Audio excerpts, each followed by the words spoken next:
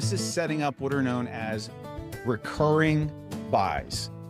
So if you think back to night one, when I said, all right, determine if you put away $100 a month, $200 a month, $500 a month, whatever it is, that's the discretionary capital that you have to invest.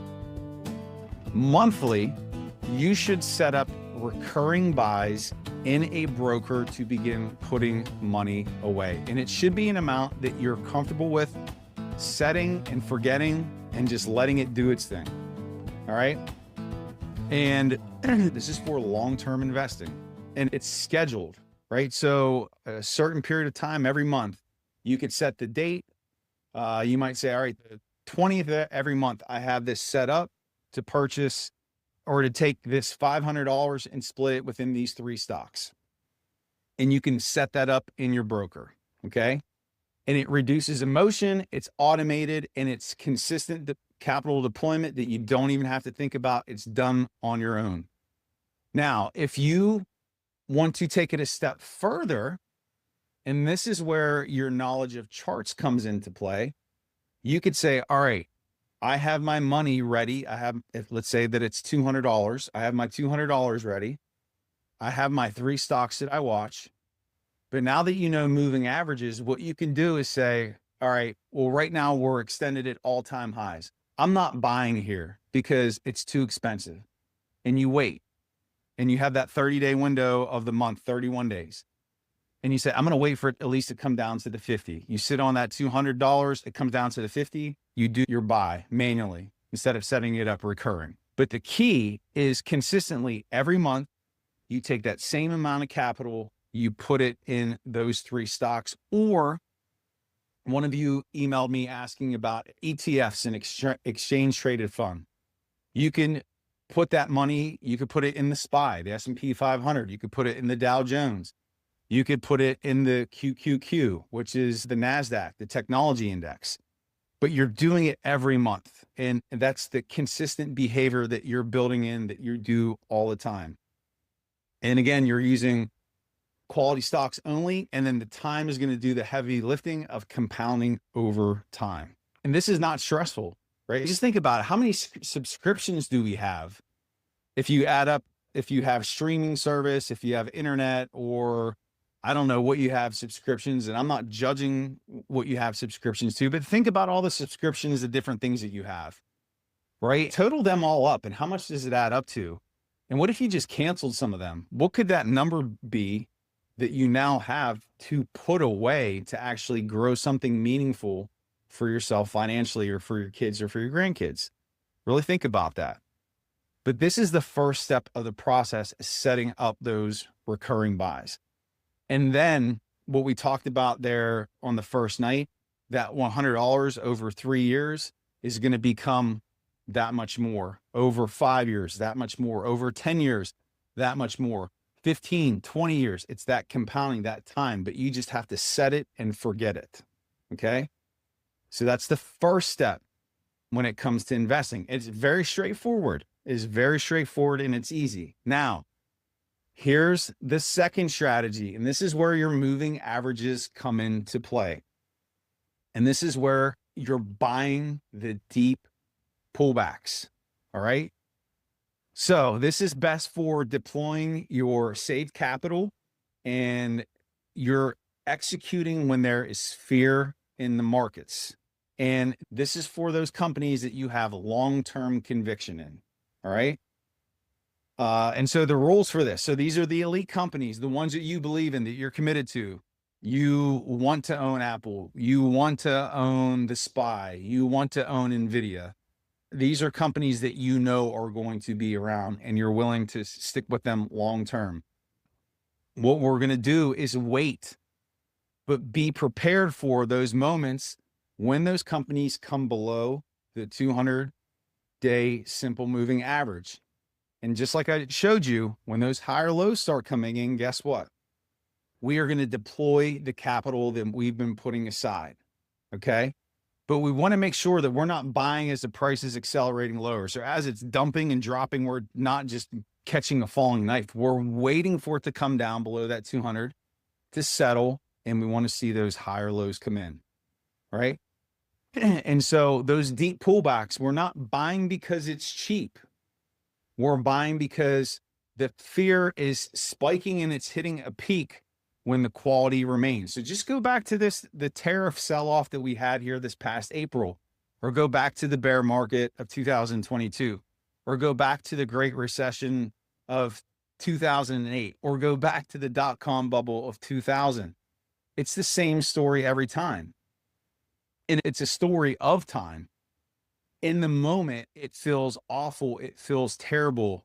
Nobody wants to touch anything. But that is where generational wealth is built, is when you buy strong companies at those lows. Okay. So the second strategy is buying those deep pullbacks.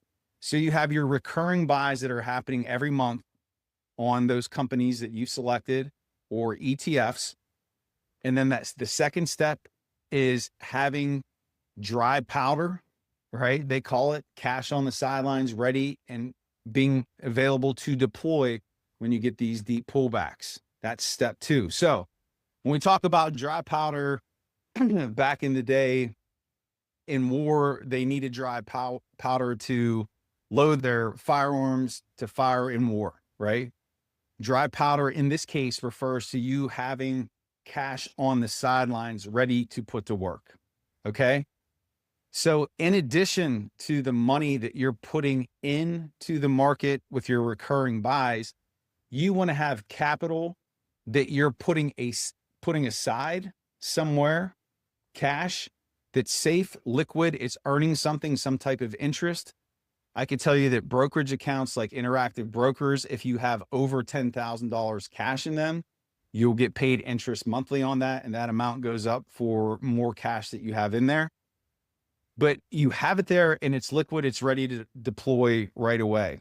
And so you could be putting money away in this brokerage account, in a high yield savings account. And the sole purpose of it is preparation. You're sitting on that money, you're growing that money for when your opportunity comes, when those elite stocks are in areas where they're beat up below the 200 and you start to see support coming back in. That's when you deploy that capital.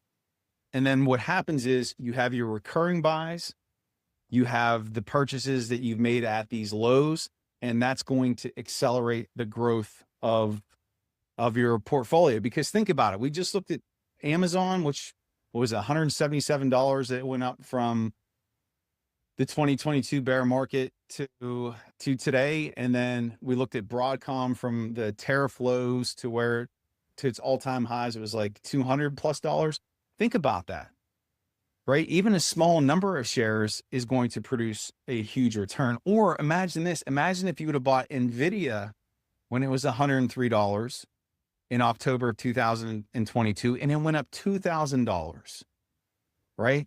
So even though it feels scary to buy in those moments, if you're setting aside funds for the exclusive purpose of buying when stocks drop below that 200 and start building out those higher lows, you're going to put your money in a position to grow for you at a faster rate, right? And so this is a very true statement. This money has a job. It just hasn't been called into action yet, right? It's like the closer, the pitcher in the bullpen. All right, come out and do your business, right? And it's that simple. It is that simple. It's your recurring buys. It's you have your money that you're putting aside, that you're building up that cash pile to wait to deploy when you get a massive pullback.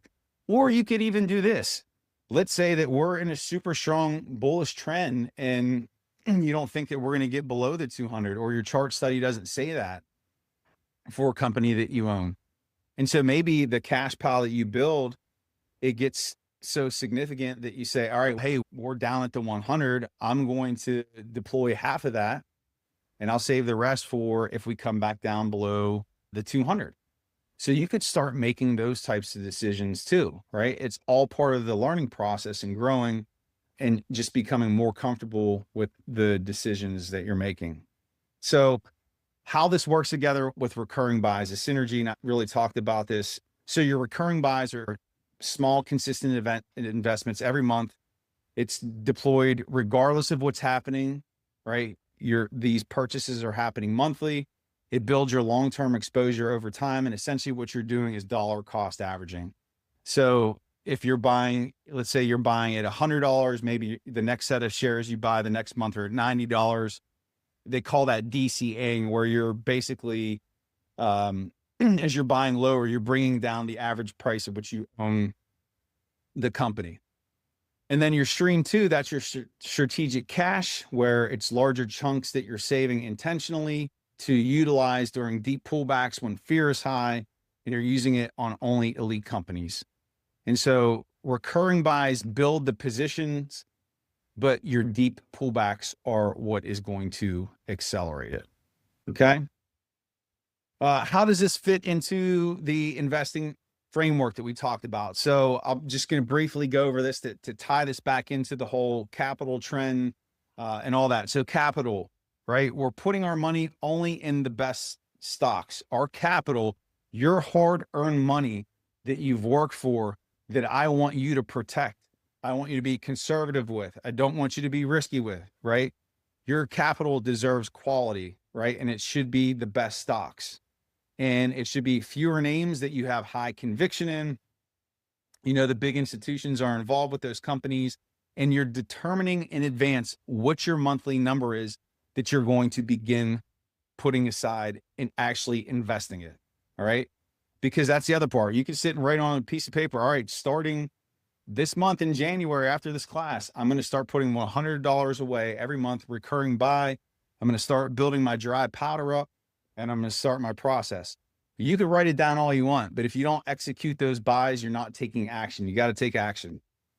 The trend, our trend, we are identifying the trend on TradingView, looking at the daily, weekly, and monthly timeframes, candlestick charts, and we're looking at our simple moving averages, which you guys now know how to read. With time, we're talking about the recurring buys. We're getting consistent exposure every month. We're removing the emotion. We know we have X number of dollars every month that we are buying our handful of stocks that we want to own, and we're letting the compounding doing the work, while we also are putting money in our dry powder. So we are ready to put that money to work when we get that huge, massive opportunity, right? Because we don't panic and freak out when the market's in a correction or there's a bear market. We are saying, all right, we're going to build generational wealth, right? That's what I want to take the fear out of those moments for you. And you're also not going to have that fear because you're not going to be invested in garbage companies. Entering risk, deploying that dry capital below the 200 simple moving average. So your capital will save with purpose. When the fear peaks, you're putting it to work. Only when selling slows and you're seeing those lower or those higher lows come into play. And here's the beautiful part of all of this. You're not guessing. You're using a system. You're allocating your capital with intention. All right. So this is not just, oh, hey, I'm going to buy this. No, you have a simple, basic framework with your moving averages, with candlestick charts, to start doing this. And again, you want to start small, but this is enough to begin. And while you're doing this, you could be learning more and expanding your knowledge base, expanding your skill set, so that you just are continually getting better at this. But you're getting started now with good companies, with strong information on how to make your purchases. And this is what's going to get that ball rolling for you.